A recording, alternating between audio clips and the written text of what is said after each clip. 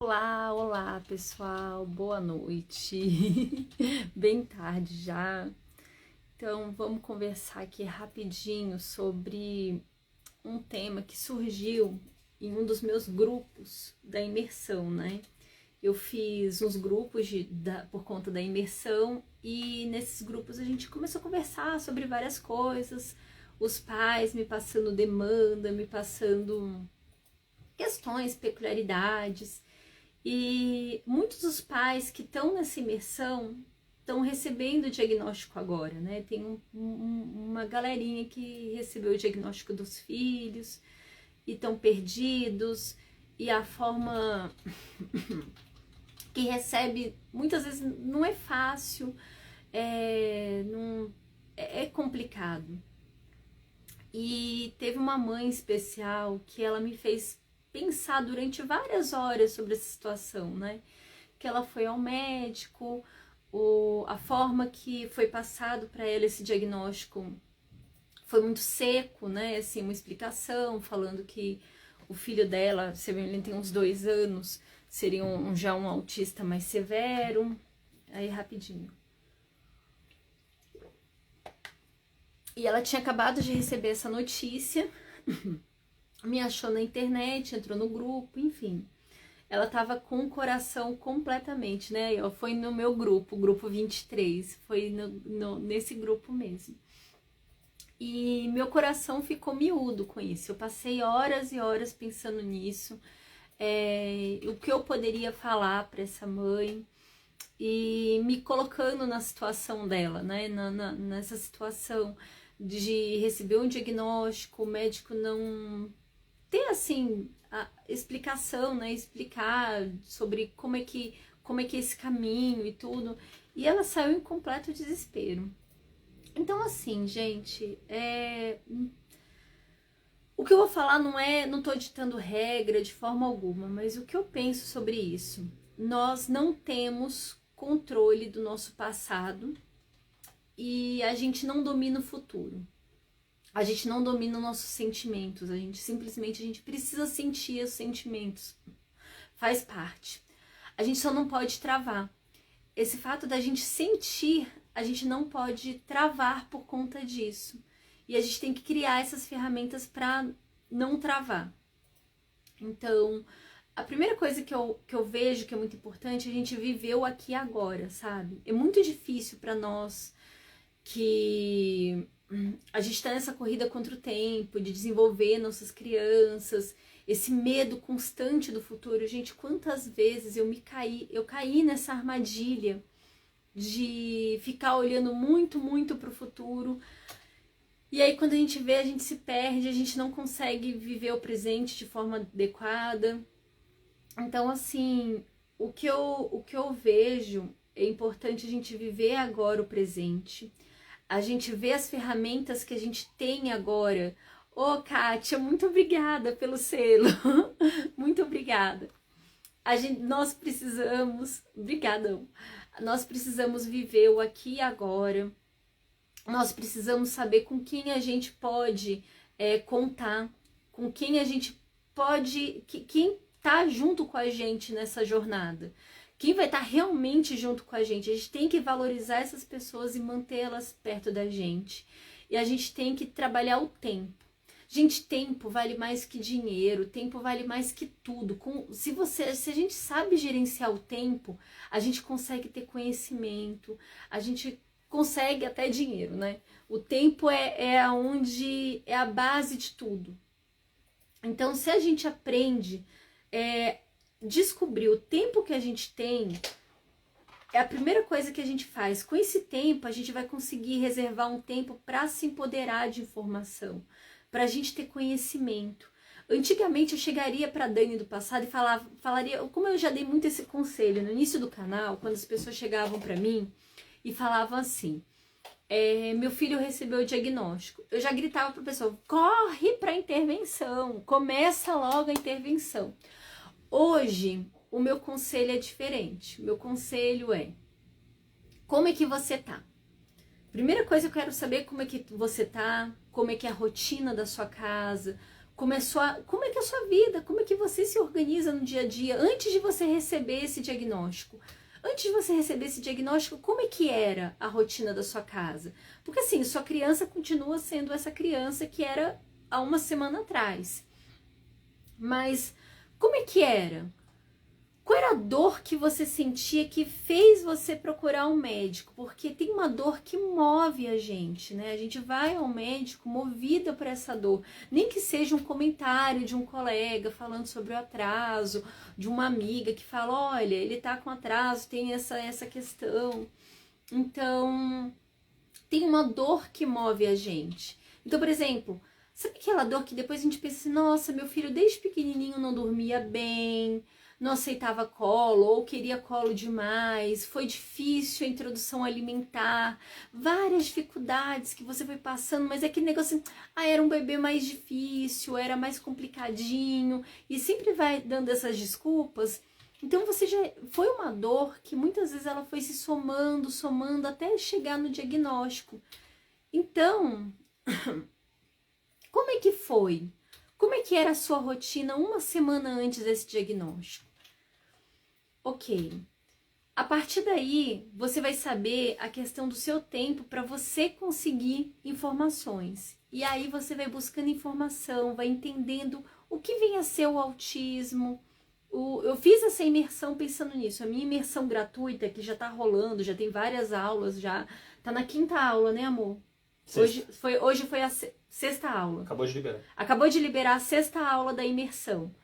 Então, a 6ª aula da imersão, eu falo sobre práticas com evidência e tudo, justamente para vocês não gastarem dinheiro enfim, para não perder um tempo bastante valioso, né? Então, nessa imersão, você vai pegando e se empoderando dessas informações, mas não para aí. Vão buscar informações em outros lugares também, enriquecer. No momento que você tiver empoderado dessas informações, você vai saber buscar as intervenções de qualidade e você vai saber gerenciar o seu dinheiro. Porque o que acontece muitas vezes é que os pais entram nesse desespero, como eu entrei também. Eu tinha que começar logo as intervenções de qualquer jeito, de qualquer forma. E aí o que acontece? A gente começa de qualquer forma e a gente não sabe fiscalizar a terapia, a gente não sabe o que é uma terapia que está dando certo ou não, porque a gente não tem referência. O pessoal só chega pra gente e fala pra gente o seguinte, que aba dá certo. É a coisa que fala. Mas a gente não sabe dizer se aquele terapeuta ele tem uma boa formação ou não, se ele está conseguindo desenvolver bem ou não nossa criança. A gente não tem essas métricas, a gente não sabe o que. Então, assim, o primeiro conselho que eu dou para os pais hoje nem é sair correndo para fazer as intervenções, não. É se empoderar de informação. É saber o que tem evidência, o que não tem, saber como acompanhar essas terapias, saber porque você vai perder menos tempo se você fizer isso antes. Eu queria muito chegar, por isso que eu fiz essa imersão, gente. Essa imersão, era para ser dentro do meu curso. O objetivo inicial é que essa imersão ia estar dentro do meu curso que eu vou lançar, que eu vou abrir as inscrições segunda-feira. Mas eu vi que assim, não dava. Essa informação, ela precisa ser propagada para todo mundo. Então, assim, a imersão, ela tem quase 4 horas e ela foi feita para todo mundo ter acesso, assim. Eu quero que o maior número de pessoas, inclusive ela foi feita para não ter prazo de encerrar. Essa imersão, ela vai ficar livre. E tem o meu curso gratuito no meu site também, né, que já tá lá, que tem 40 horas já de curso. Mas segunda-feira eu lanço o meu curso, que é um outro curso. Então é isso. Se você recebeu o diagnóstico da sua criança hoje, se você recebeu por agora o diagnóstico da sua criança, não é fácil. Não é fácil, mas o que a gente tem que ter noção é que a gente foi movido por uma dor. Essa dor tem um nome. Nem sempre a gente está pronto para receber isso. Porque é um nome, a gente tem que entender a complexidade desse nome. É tão complexo falar sobre autismo, não é à toa que assim, ainda tem muito que se estudar sobre isso. ainda tem muito que se conhecer sobre o autismo, né? À toa que o ganhador do prêmio Nobel, Kendall, ele falou que o dia que a gente entendeu o autismo, a gente vai ter entendido o cérebro. Então, assim, no momento que a gente entendeu o autismo, a gente compreende como o cérebro funciona. Sobre o curso, não, o meu curso, gente, porque se eu falar que é de aplicador, eu teria que dar uma certificação para aplicador, né? Que tem tipo do IEPSIS. O curso do IEPSIS é um curso de aplicador para formar AT. O meu curso não, gente. O meu curso, ele é um curso que vocês vão aprender sobre análise do comportamento, mas eu criei ferramentas no curso para que vocês possam já ir aplicando. Então, por exemplo, no módulo 3, eu criei uma coisa que se chama o Diário dos Motivadores. É um diário que cada um tem o seu diário, você vai imprimir tudo, ele foi feito, eu vou explicar todo o passo a passo dele no curso. Mas é uma técnica para levantar as preferências da criança e você testar essas preferências. Então, assim, ele é longo, ele demora um pouco, mas enquanto você está estudando outras matérias, você vai fazendo essa tarefa de levantar com essa ferramenta. Eu desenvolvi ferramentas para levantar repertório da criança, para desenvolver os programas, para análise de dados, para desenvolver o PEI, enfim. Eu desenvolvi várias ferramentas e eu tenho desenvolvido porque assim, o curso ele tá crescendo. Eu ainda estou gravando as aulas do curso, então segunda-feira eu vou lançar ele com preço muito, muito baixo, justamente porque ele é um curso que ainda está em construção. Então, assim, quem comprar agora vai comprar com preço muito baixo, justamente porque é um curso que está em construção, é um curso gigantesco, que um terço dele já está 100% pronto, e assim, as outras ferramentas já estão bem, bem encaminhadas, roteirizado também, então estou gravando. Então é isso, assim, é um curso que vai ser voltado. Então vocês vão ver a parte de avaliação, vocês vão ver o que também não é autismo. Enfim, segunda-feira eu vou fazer uma live a live vai ser explicando tudo isso e com conteúdo também. Vou dar bastante conteúdo na live de segunda às 20 horas. Então, gente, a base é informação. Eu vou só voltar aqui às perguntas. Como conduzir quando o diagnóstico é tardio em meninas? A gente tem que ver o repertório dessa menina. Tudo depende do repertório. A gente vai fazer uma avaliação, ver como é o repertório dessa menina. Por quê? Existem meninas que fazem o MESC muito, muito...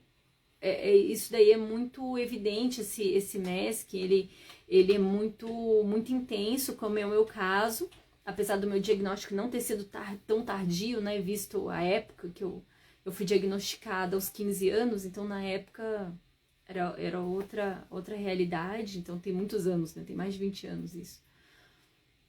Então a gente vai ter que ver o repertório dessa criança, então desse indivíduo, né? Então a gente tem que verificar o repertório, ver as necessidades, como é que vai conduzir. É sempre assim, a gente tem que tirar uma linha de base para saber para onde a gente vai. Verdade. Ô, Samiri, é assim. Pedi sua ajuda, depois eu olho o direct, que eu recebi muita, muita mensagem, gente. Na verdade, só recebemos o nome. Nosso filho é o mesmo e, na verdade, devemos ficar felizes que agora vamos poder entender o que vai acontecer. Exatamente, assim, é um nome. Autismo é um nome que tem muita complexidade, nem sempre estão prontos a receber, né? Mas o quanto antes a gente tiver essa informação, a gente vai poder agir antes. Não tem nada mais complicado que a gente ter uma dor que não tem nome. Isso daí, quem vivencia muito são as mães com filhos com síndromes raras, gente. Eu acompanho algumas mães que vivenciaram isso. Tem a mãe de uma Maria típica, que eu sou muito agradecida a ela. Ela, na época, ela estava na jornada, eu vou até marcar ela aqui, que ela é uma querida. Aqui, ó, mãe de uma Maria típica, mãe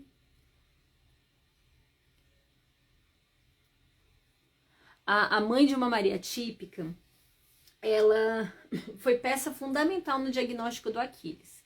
Foi assim na época. Quando eu fui... O Aquiles, ele passou numa emergência e a médica que atendeu ele falou assim, ele é autista. Ela simplesmente jogou essa informação, mas eu sendo autista e tudo, né? E logo em seguida, num grupo de mães, eu vi uma mãe mandando que ia ter uma palestra e quem estava organizando, se eu me lembro o nome dela é Andréia, né, da mãe de uma Maria típica. Ela estava organizando uma palestra com médicos, psicólogos, enfim. Eu falei assim, eu vou participar dessa palestra, era até pertinho da minha casa, foi no dia do meu aniversário.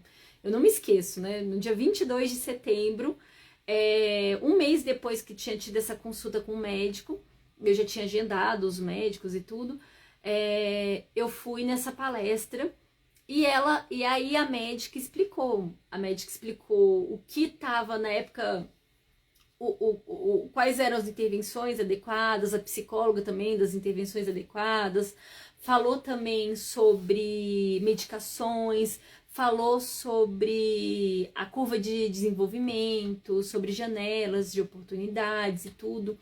E assim, isso foi muito bom pra mim, muito bom. Eu precisava de mais informação. Eu realmente, foi ótimo, mas eu precisava de mais. E por isso que eu fiz essa imersão. A aula de amanhã, por exemplo, era uma aula que eu queria muito que a Dani tivesse visto, a Dani do passado tivesse visto. Por quê? Porque nessa aula eu vou explicar para vocês as etapas que uma terapia com base na aba deve ter. Uma verdadeira terapia com base na aba tem que seguir esses passos. E isso vai poupar bastante dinheiro de vocês. Porque, enfim, vocês vão se empoderar de informação, vão ver que se aquela terapia está indo de acordo, se não está, se você vai precisar intervir mais. Então, ou se, por exemplo, se você vai fazer as intervenções em casa, você já vai ter uma noção como vai ser o passo a passo, do que exigir de um profissional que vai estar montando os programas para você, ou mesmo, né, se você tiver que se empoderar de formação para você montar os programas também, enfim. Amanhã vai ser uma aula, assim, extremamente especial que eu fiz para vocês. Então, assim, essa mensagem, eu fiquei muito pensativa, eu fiquei com o coração muito pequeno por essa mãe. Eu pensei em muitas outras que passam por isso, que recebem esse diagnóstico e, sei lá, é complicado quando a gente não está preparado para receber uma notícia, a gente não sabe nomear a dor. É muito complicado, porque a gente tem aquela situação, né, da mãe que tá ainda atrás de receber já pesquisou, já foi atrás, que se passa por louca, porque, enfim, né, só ela enxerga isso. E a gente também tem aquela outra realidade, né, da mãe que foi na esperança de ser só coisa da cabeça, que não, enfim. Existe uma terapia, uma técnica, na verdade, se chama ACT, né? Que ela é usada muito com pacientes que estão em estado terminal, que, enfim, para você aceitar a sua situação. Infelizmente, muitos terapeutas acabam se limitando a estudar, enfim, ficam só na análise do comportamento, não vão além disso, né? Não estudam terapia voltada mais para adultos também. E a ACT é muito interessante para a gente trabalhar com os pais. Eu tenho estudado bem de pouquinho em pouquinho sobre a ACT e é terapia de como é que é? Aceitação e compromisso, eu não lembro de novo direito o nome, de ACT, a sigla, tem que pegar o livro. Mas é um nome assim. Agora me fugiu a ordem. E é muito interessante essa questão da gente trabalhar essa aceitação. E não é aceitar, não é conformismo. Não é você conformar, é porque meu filho não vai desenvolver. Mas não, você saber que você não tem controle de certas coisas. Tem coisas que a gente tem controle, que a gente pode controlar, e são pouquíssimas essas coisas que a gente tem controle realmente na vida. A gente não consegue controlar nossos sentimentos, a gente sente. A gente consegue controlar como a gente vai externalizar isso. Mas sentir, a gente sente tristeza. A gente sente tristeza. Cadê? Que bom, Paulo Liberaleso fez um post dizendo que muito possivelmente meu filho não fazia AB. Esse post me deixou muito pensativa e comecei a perguntar se desconfio mesmo que não seja aba. Esse post daí eu acho que a gente postou junto, na verdade. Eu acho que esse daí é o... Possivelmente seu filho não faz aba de verdade. Esse daí eu tinha feito esse post no meu canal, ele foi muito, muito repostado. Esse do possivelmente seu filho não faz aba de verdade. Esse daí, inclusive, muitos terapeutas brigaram comigo. Eu recebi muita... Gente, mas esse daí, eu acho que se eu postasse essas coisas na rua, eu teria apanhado. Porque esse daí teve muita briga. Esse daí eu fiz esse post, foi muita briga que eu recebi. Muita mesmo, mas valeu a pena. Eu ainda vou repostar ele em outro momento novamente. Mas voltando para essa questão sobre aceitar, sobre ter domínio do que a gente não tem domínio dessas coisas. É normal, você vai olhar uma criança típica brincando no parquinho, você vai sentir inveja, faz parte. Você vai levar no encontro de família e vai levar seus filhos ali junto, vai estar ali com os priminhos, e você vai ficar com inveja, você vai ficar triste. Isso faz parte, a gente sente. A gente querer afogar esse sentimento não faz bem. A gente tem que faz parte sentir dor, faz parte sentir tristeza, faz parte sentir alegria, faz parte a gente entender que a gente não domina esses sentimentos, que esses sentimentos eles passam pela gente e faz parte. O que nós precisamos é não ficar paralisados em relação a esses sentimentos. A gente tem que entender que esse sentimento vai passar pela gente, a gente vai acontecer tudo isso, mas a gente tem que trabalhar o hoje. A gente não tem bola de cristal para o futuro e a gente não tem máquina do tempo para voltar para o passado. Gente, eu tô falando isso, mas eu tenho que falar em voz alta porque toda vez eu fico olhando certos erros, certas falhas, certas coisas que eu cometi, mas eu não consigo ver o todo. Eu não consigo olhar para o todo, porque naquele momento que eu tomei aquela decisão no passado, eram tantas variáveis envolvidas e eu não tinha domínio dessas variáveis. Eu tinha domínio do que eu sabia agora e só um minutinho, eu já falo sobre a CT.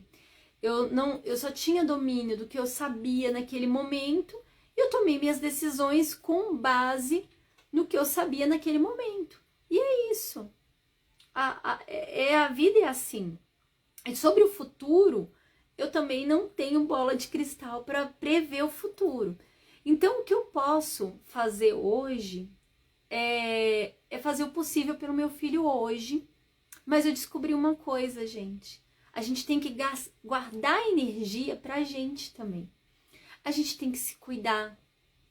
E assim, parece que eu tô falando essas coisas. Ai, mas Dani, não é fácil se cuidar. É difícil pra caramba. Eu tô vendo aqui que é a mãe de trigêmeos. Eu tenho até vergonha de falar isso dessa forma, assim. Mas, assim, transtornos de neurodesenvolvimento, gente, não é uma corrida de 100 metros. É um triatlo, sabe? Onde a gente passa por várias e várias fases, várias provas. E é uma caixinha de surpresa o futuro. Então a gente tem que guardar tempo para se cuidar. Nós temos que guardar parte financeira para o futuro. A gente não pode acabar com as nossas reservas agora financeiramente. Por mais que a gente saiba que é um transtorno de neurodesenvolvimento e a gente tem que fazer o possível agora. Saiba que é o seguinte, uma criança que, por exemplo, você está fazendo todo o seu esforço e sua criança é um nível 3 de suporte, sua criança tem outras comorbidades associadas, e você faz o possível. E você vê outra criança que também era nível 3, mas de repente, assim, começou a fazer várias intervenções, sei lá, a mesma carga de intervenção, e quando passa em 1, 2 anos, virou um nível 1 de suporte. Aí você fala, o que eu fiz de errado? Você não fez de errado. O transtorno de neurodesenvolvimento, ela é uma caixinha de surpresa. O que você fez, o que a gente tem que se importar é dar melhor qualidade de vida para os nossos filhos. A gente vai desenvolver para dar melhor qualidade de vida para os nossos filhos. E sim, que legal se ele puder diminuir esse nível de suporte. Isso daí é qualidade de vida. Diminuir o nível de suporte é qualidade de vida. Mas tem crianças que têm outras comorbidades associadas também, que a nossa velocidade para aprender, como ela aprende, a gente não vai conseguir aprender nessa velocidade ideal. A gente vai fazer o nosso possível. E isso é muito difícil de aceitar. É muito difícil de compreender. Eu falo que eu ainda estou muito em processo de entender isso. Porque, assim, o meu filho aprendeu muito. Meu filho, assim, ele foi desacreditado em relação a falar. E hoje ele fala algumas palavrinhas, está começando a formar as primeiras frases. Ele tem várias dificuldades, várias coisas associadas. E o esforço é muito alto em cima dele. Eu tenho uma boa equipe que me supervisiona. A gente sempre está estudando, pensando no caso dele. Só que a curva de aprendizagem dele é mais lenta. É mais lenta, bem mais lenta do que eu gostaria que fosse. E aí, quando eu olho para essa curva de aprendizagem dele e eu tenho uma noção de desenvolvimento, eu tenho toda essa base, eu tenho que ter uma consciência que eu tenho que guardar uma boa parte da minha energia para o futuro. Por quê? Talvez meu filho possa me acompanhar no futuro. Ele pode ser um parceiro até minha vida adulta, até a vida adulta dele, até minha fase idosa. Enfim, eu tenho que planejar o futuro dele. Da mesma forma que pode acontecer, né? De um boom de desenvolvimento em algum momento, a gente trabalha para isso todos os dias das nossas vidas, é assim. Então, assim, a gente tem que saber balancear essa questão. Eu vou ler aqui os comentários. A pessoa perguntou sobre o livro que eu estou lendo. Eu estou lendo a Michaele Terena Saban, Introdução à Terapia de Aceitação e Compromisso. Eu estou lendo esse livro, ele é bem introdutório sobre a CT, ele não é nada muito profundo, eu ainda pretendo me aprofundar. Na verdade, eu quero fazer um curso sobre a CT.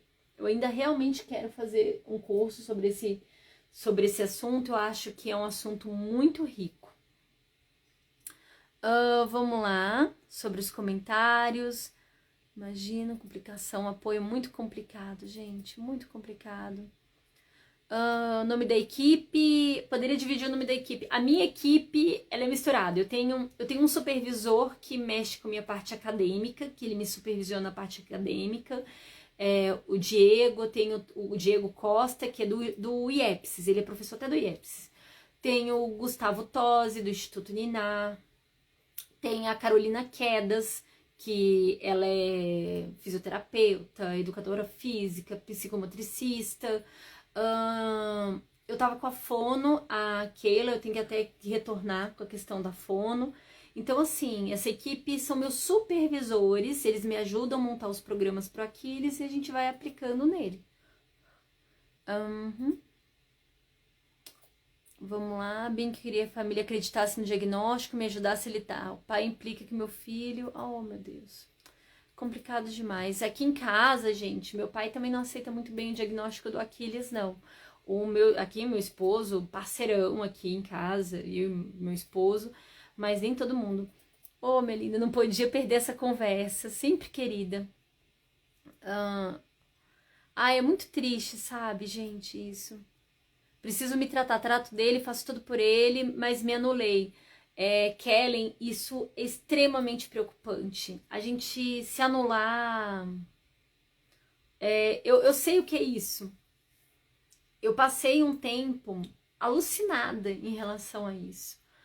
Até que chegou final do ano, mais ou menos, até eu fiz um post com o Dr. Paulo sobre esse negócio de cuidar de saúde. Eu vi que eu não fazia mais exame, eu não ia para médico, porque eu falava, eu tô indo pro médico, eu tô perdendo tempo que eu podia estar fazendo intervenção pro meu filho. Olha que ideia ruim essa. Olha que coisa errada. E com isso eu não ia me cuidar, eu não me cuidava. Gente, eu tava num ponto do meu hiperfoco que as pessoas não entendem o que é hiperfoco, né? Hiperfoco, ele causa disfuncionalidade. Eu passava mais de uma semana sem lavar o meu cabelo, porque eu achava que lavar cabelo era perder tempo e eu podia estar fazendo intervenção no Aquiles. Eu cheguei a esse ponto de não lavar mais o meu cabelo, porque eu achava que lavar... Eu tenho cabelão, eu achava que lavar cabelo era perder tempo. Então, eu cheguei num ponto de disfuncionalidade de fazer essas intervenções. No momento que você deixa de se cuidar neste ponto, quer dizer que tem uma coisa muito errada acontecendo. E essa chavinha virou mais ou menos no final do ano passado, que aí eu tenho que marcar médico, eu tenho que viver. Foi um momento que eu tomei a consciência que assim, a gente estava fazendo o possível e o impossível pelo Aquiles. O Aquiles, eu estava entrando nas intervenções, estava modelando os terapeutas, estava fazendo as intervenções em casa. O Aquiles estava com uma carga horária imensa de terapia, mas imensa mesmo, gente. A terapia do Aquiles nessa época estava em torno, se eu bem me lembre, 46 horas semanais. Estava mais ou menos isso registrado, a gente registrando. Eu estava caindo o meu cabelo, extremamente estressada, totalmente cansada. O Aquiles, ele já tá ficando estressadinho, que a gente tem um probleminha, uma doença autoimune, que começa a abrir as pontinhas dos dedos, de tão cansada que a gente tá. Todo mundo tava cansado, todo mundo já tava estressado, com toda a situação. E eu vi, porque eu estava cansada, eu não conseguia, eu tava chegando a um ponto de tão cansada que eu tava dessa rotina, que eu comecei a chorar. Eu chegava no final do dia e chorava acabada. Eu chorava acabada porque eu achava que eu não tinha sido boa o suficiente. E aí eu lia pro travesseiro e falava, amanhã eu vou ser uma mãe melhor. E aí no dia seguinte eu dava o meu máximo, eu me acabava e voltava pro travesseiro achando que eu não tinha sido boa o suficiente, porque minha taxa na intervenção de número de unidades de ensino tinha sido baixa, não tinha sido tão boa como no dia tal. E isso virou um ciclo muito ruim para mim. Enfim, o que importa, no final das contas, é que a ficha caiu e eu tinha que viver o hoje, o aqui e agora. Eu tinha que me cuidar. Eu precisava cuidar da minha saúde, eu precisava cuidar da minha relação com meu esposo, né? Enfim, nós somos um casal.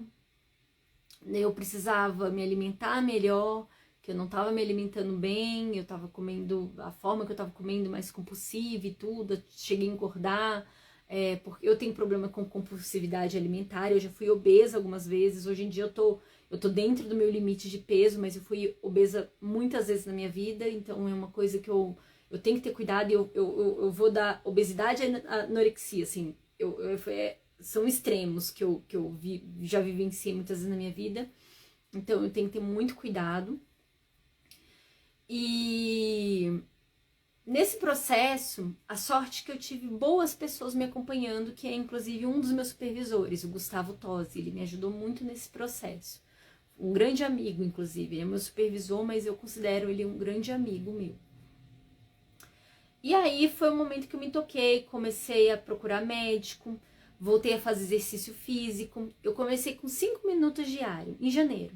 Agora em janeiro eu comecei a fazer só 5 minutos. Agora eu tô fazendo 20 minutos de exercício. Foi de pouquinho em pouquinho, fui aumentando os exercícios físicos, fui cuidando mais da alimentação, da saúde, o ânimo melhorou, o relacionamento, né, de forma geral, melhorou.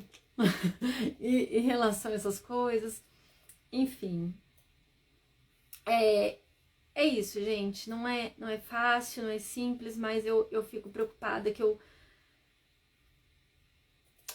passo uma carga muito grande aqui, né? Eu sou muito intensa em conteúdo e eu acho importante vocês entenderem que antes da gente fazer qualquer coisa desses ensinamentos que eu passo aqui sobre aba, sobre intervenção, a gente tem que se cuidar antes. A gente tem que ver o nosso tempo, tem que ser dentro do nosso tempo disponível, aprender, se empoderar e intervir. Quanto mais a gente aprende, quanto mais a gente internaliza esse conhecimento e a gente vai se cuidando, isso vai se tornando uma coisa mais natural no dia a dia. Aquela intervenção mais engessada que a gente vê nos vídeos, que você vê nos vídeos meus com Aquiles, né, da hora da prática, que eu sento com Aquiles e faz, isso vai se tornando uma coisa muito mais do dia a dia. O meu supervisor, ele falava muito isso pra mim no início, né? E eu achava isso daí muito fora da casinha. Gente, como assim? Mas vai se tornando mais natural. Eu fazer pareamento guardando o talher, fazer pareamento colocando, por exemplo, separando roupa, brincando com as coisas, vai se tornando uma coisa mais natural. A forma da gente registrar também, eu modifiquei muito a forma dos registros para não serem tão... Porque a aba tem que ter registro, necessariamente a aba tem que ter registro, mas não precisa ser, quando a gente, ou os pais fazendo as terapias, ou um terapeuta que tem uma amostragem comportamental muito grande da criança, não precisa ser aquela forma tão engessada que a gente tem. A gente pode ter formas de medida comportamental mais flexível. E eu fui amadurecendo muito com isso. E esse meu curso, ele traz muito desse processo de amadurecimento da forma de registro, de como a gente desenvolve. Então, é isso. Deixa eu ver mais comentários, porque eu me perdi aqui indo pro passado. Obrigada por dividir, querida. Deixa eu ver aqui os comentários. Aonde que eu parei?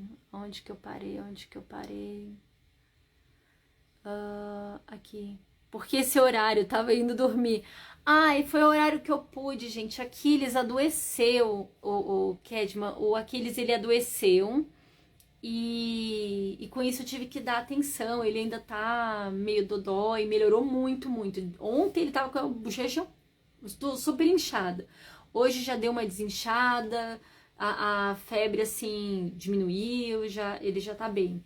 E aí eu fui trabalhar e aproveitei agora pra fazer a live. Foi o tempo de manhã. Malhei, dei minha malhadinha, né? E aí resolvi fazer a live agora, por isso esse horário. Dani, seu pai acredita no seu diagnóstico? Meu pai, ele nega o diagnóstico do Aquiles, que o Aquiles é um autista clássico.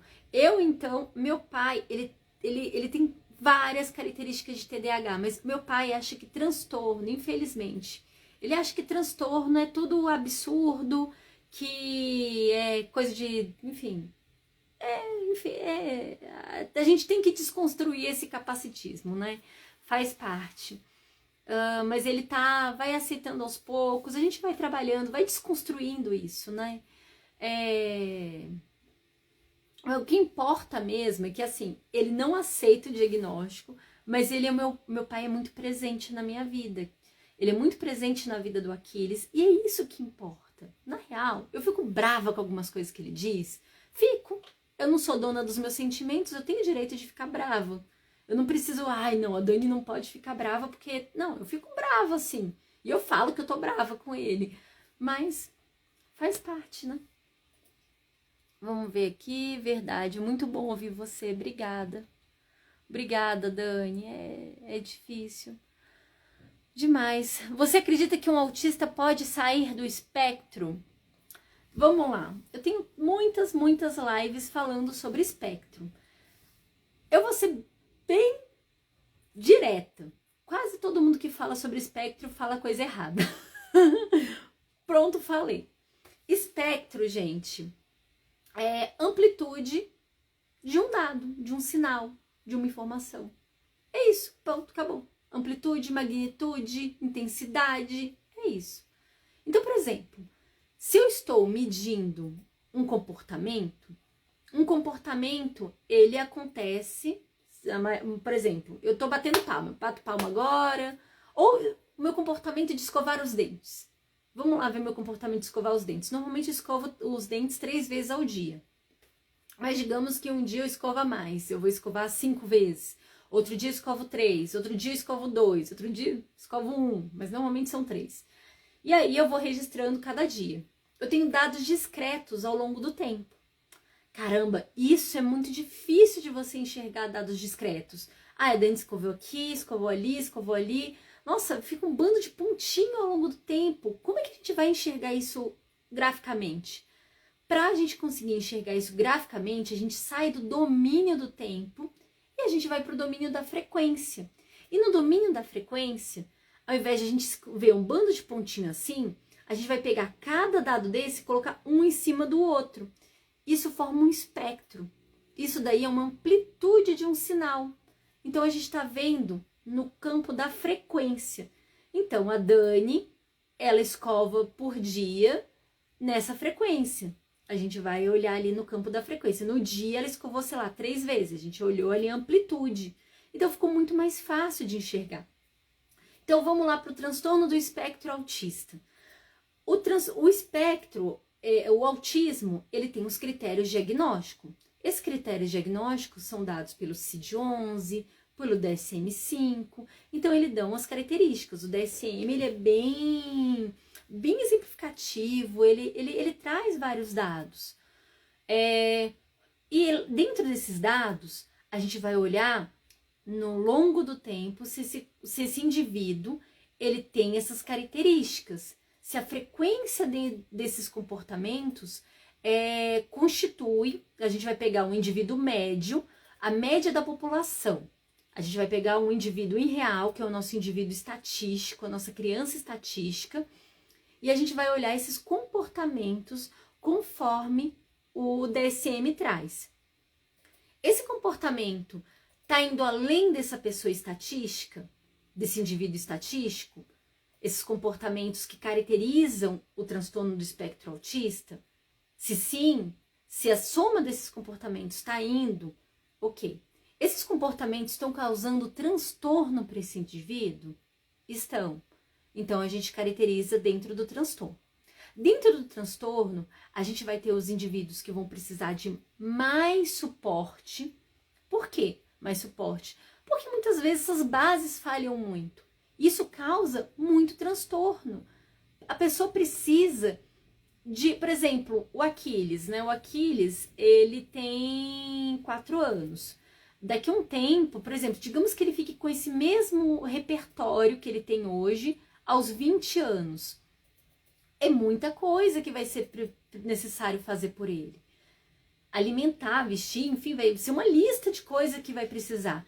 Isso vai causar muito transtorno na vida dele, porque se ele não tiver ninguém, ele não conseguiria fazer quase nada sozinho.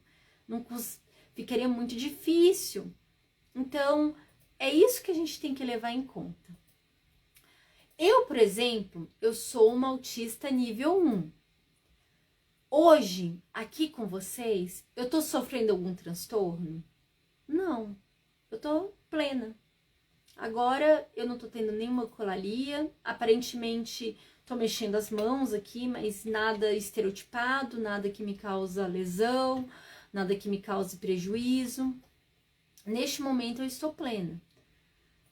Mas e se a gente tira a Dani daqui e leva para um ambiente estressante, um ambiente que não faça bem? E aí eu começo a estereotipar, eu começo a me autolesionar, e vai estar me causando transtorno. Então, nesse momento que a gente vivencia isso, a Dani, nesse momento, ela deixou de ser autista? Eu deixei de ser autista? Não, eu não deixei de ser autista. Mas eu não estou em sofrimento. Então, quando se fala sobre essa história de sair do espectro, bababá, a gente está falando o termo errado. A gente está falando sobre transtorno. Tem momentos que a gente está vivenciando o transtorno e tem momentos que a gente não tá vivenciando transtorno. O Aquiles, por exemplo, quando a gente compreende o que ele quer, quando a gente tem toda essa questão, ele tá bem, ele não tá vivenciando o transtorno. Mas ele precisa de um alto nível, um nível de suporte muito alto. Então, o que eu quero que vocês entendam, que esse negócio de sair do espectro, ele não faz muito sentido. Existe sim um range, né? um intervalo onde a gente consegue enxergar esses comportamentos ou não. Então, por exemplo, a gente vai analisar o comportamento do indivíduo, mas a gente não vai conseguir ficar colado nele o tempo todo, olhando e contando isso daí. A gente vai ter uma limitação.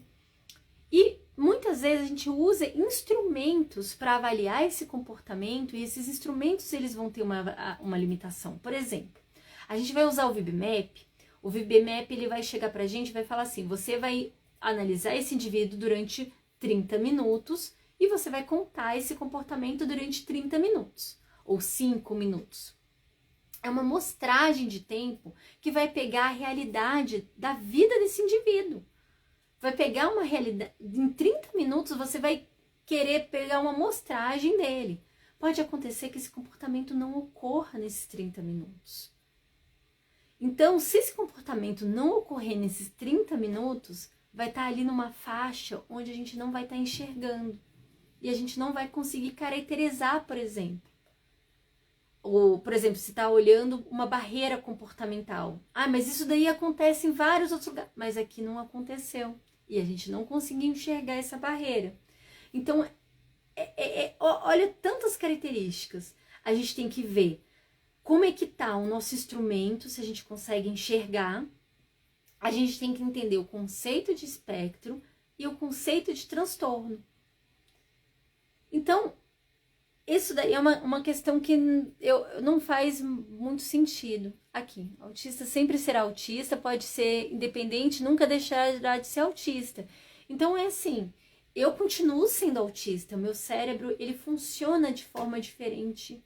Isso é um fato. Isso é um fato. Mesmo eu plena aqui, meu cérebro funciona de forma diferente. Eu funciono de forma diferente em relação a muitas coisas. A questão é, se essas coisas estarão me trazendo transtorno ou não. Essa que é a questão. Fiz um trabalho de autoconhecimento para as mães da clínica que meu filho frequenta, justamente para elas tenham tempo para elas. Gente, que legal, muito bacana isso, super concordo. Precisamos estar inteiras para ajudar meus filhos, concordo. Obrigada por dividir, Dani. Que triste, tão triste não ter apoio da família. Te acompanho de abril do ano passado até hoje. É nítido que você está conseguindo se dedicar, porém respirando. Obrigada, Kátia. Você acompanha, você já está nessa jornada há um tempão. E março desse ano eu vou completar 2 anos de canal, gente. O meu filho tem 14 anos, está no espectro autista, teve o diagnóstico há 1 ano apenas, foi diagnosticado com grau leve. É possível sair do espectro? Você não parece ser. Engraçado que eu escuto, é muito raro eu escutar isso, que eu não pareço ser autista. Quem acha que eu não pareço é normalmente quem não me conhece ou não conhece o autismo, assim. Mas se a pessoa conhece um pouco sobre autismo e me conhece, fala, nossa, Dani, faz muito sentido você ser autista. É interessante. Sobre sair do espectro, gente, eu acabei de explicar sobre essa questão e tudo, e é um termo que a gente tem que ter muito cuidado com leve, tá? Por quê? Existe muito suicídio no nível 1. O leve, ele traz um conceito um pouco ruim. Os autistas não gostam normalmente desse termo. É bom a gente falar em níveis de suporte, mais suporte, menos suporte. Ele precisa de menos suporte. Mais leve, a gente não sabe. A gente não pode dizer que tá sendo leve para ele ou não. Então, é legal a gente modificar. Bom descanso! Meu filho tem 6 anos, para escovar os dentes é difícil, só fica cantando, brincando. O que você acha? Seria TDAH? Não posso não tem... Quem dá esse tipo de diagnóstico é médico, a avaliação de TDAH ela é extremamente séria. Recomendo você procurar. Como é que tá o desenvolvimento dele? Como é que os terapeutas conseguem fazer as terapias? É muito bom a gente fazer uma avaliação. Com 6 anos já é bem possível de ter o diagnóstico de TDAH. O Aquiles foi um pouco mais precoce, porque o TDAH dele é bem evidente. O Aquiles, ele tem muitas questões e no momento que começou a tomar Ritalina, ele virou outra criança. Mas foi o caso dele, ele precisava e é uma... No caso dele, precisou. Sim, como não resolveu. Tem momentos que melhora, tem momentos que piora. A pica, ela ainda não é tão bem documentada. Assim, tem muito estudo sobre, mas a gente ainda não sabe os motivadores. Parece que tem um conjuntinho de coisas que ajuda a melhorar. Mas tem fases que melhora, tem fases que piora. E a gente vivencia isso. Ah, é verdade! Você começou, o canal era pequenininho, tinha 2.500 seguidores, eu lembro. Eu lembro de ti quando você começou. 2 anos, quanto crescimento. Obrigada, gente. Bom dia, é verdade, gente. Hoje já é dia, tem que dormir. Foi diagnosticado com autismo, vai fazer 1 mês. Tô perdida. Olha, eu vou deixar essa live salva, tenta assistir o iniciozinho da live, acompanha a minha imersão, ela é gratuita, é só você acessar o link da minha bio, aqui ó, a aula de hoje já tá disponível, deixa eu ver, vou colocar aqui o link da aula de ontem, cadê, aqui ó, esse daqui é a aula de ontem, fixar, basta tirar o print e acompanhar. Gente, eu vou descansar também. Verdade, a gente tem que se cuidar. Gente, eu vou finalizar a live. Eu quero muito tomar um banho, porque eu mereço. E eu preciso, eu malhei, eu fiz exercício físico. E vamos mimir. Vamos descansar e até amanhã. Tudo de bom para vocês, um ótimo descanso. Que vocês durmam bem e fiquem renovados para o dia seguinte. Beijão, até mais.